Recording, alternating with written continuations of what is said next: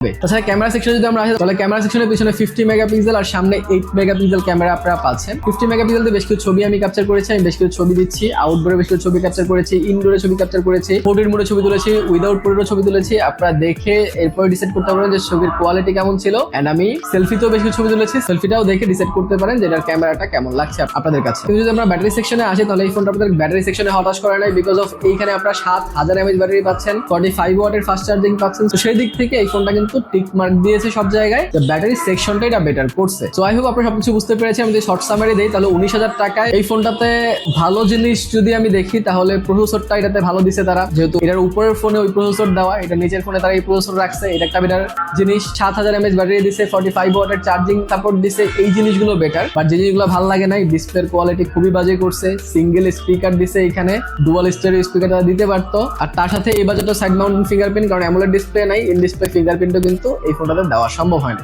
আর তাছাড়া 6GB র্যামের phone 19,000 টাকা তারা দিচ্ছে, এটাও যে অনেক ভালো লাগছে আমার কাছে বিষয়টা তা না। তো আই হোপ আপনারা সবকিছু বুঝতে পেরেছেন। যদি আপনারা চিন্তা করেন যে ভাই এই ফোনটা তো হইলো, এটার C85 Pro যেটা, সেই ফোনটা আমার নেওয়ার ইচ্ছা আছে, তাহলে সেটারও একটা ক্রেজি রিভিউ আমি করে রাখছি, সেটা দেখতে চাইলে এইখানে ক্লিক করতে পারেন। ভালো শুধু থাকেন, ভিডিও ভালো লাইক কমেন্ট শেয়ার করে দিন। দেখা হবে পরের ভিডিওতে। টিল দেন, আল্লাহ হাফেজ।